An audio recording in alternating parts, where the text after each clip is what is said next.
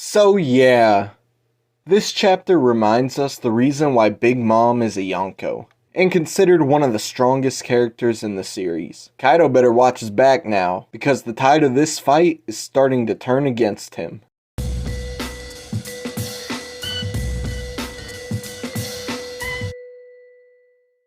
I feel like I should start off this review of chapter 1011 by saying that I haven't felt this scared of Big Mom in a long time. I would say personally, she hasn't been this intimidating in the story since the end of Whole Cake Island, where the Strawhats are running for their lives to escape her and her forces at the end of the arc. It feels like all of her time spent in Wano so far has really been playing second fiddle to Kaido, and it really seemed like her true power and potential were taking the back seat as well. But this chapter changed that narrative completely. All throughout the chapter, people are either running from, getting attacked by, or keeping tabs on Big Mom the whole time. And we also get to see a softer side of the character towards the end of the chapter, but I'll touch on that when we get there. The chapter starts off with Big Mom sending a massive attack towards Kid and Killer. An attack that was so strong, it made Kid weak enough to where the prison that he was keeping Zeus in completely crumbled. And now Zeus is back onto the battlefield looking for Big Mom, which can turn out to be a big problem in the future.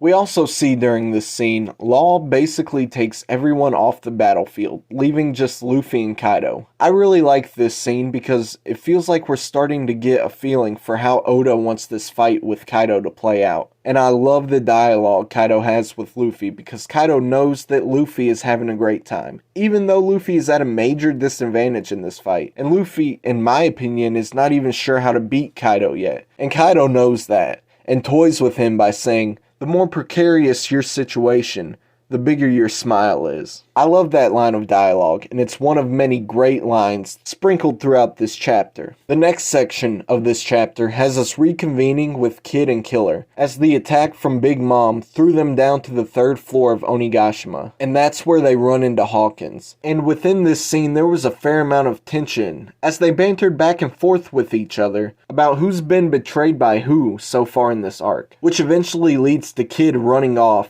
and Killer staying behind to fight Hawkins one-on-one. And again, I love the dialogue here, because Hawkins says something like, "I couldn't have taken both of you on my own. Now I have a 90% chance of victory." And Killer says something like, "I don't care about your dumb fortunes, and I don't need an ounce of your luck."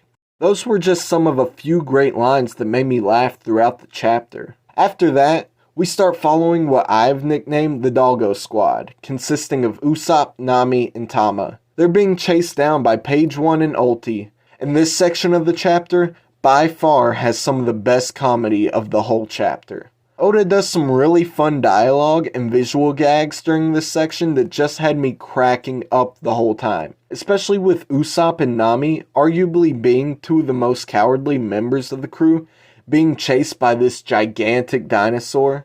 The setup made for some hilarious moments. So while all that is happening, Big Mom essentially spawns out of nowhere, surprising the trio. By far the most interesting part of the chapter. Tama recognizes Big Mom, and Big Mom returns the favor, leading Big Mom to go into what Prometheus described as mom mode, which she goes into when she sees young children. From here, however, we get to see Big Mom realize that the people who were kind to her in the past while she was stranded on Wano had been dealt with by Kaido and his forces, and their town has been burnt to the ground. This sends Big Mom into a rage, and we easily get some of her best character development in all of Wano, especially with this fantastic line she has about honor, where she says, "Even in this cruel world of pirates, there is still a code of honor."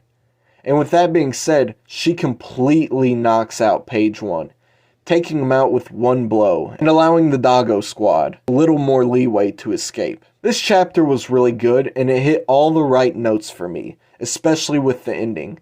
It was such a wonderful cliffhanger, and has me on the edge of my seat for what is going to come next in this phenomenal story of Wano. Also, I would be remiss if I did not mention this week's color spread. It was beautiful, as always, with vibrant colors and a gorgeous aesthetic.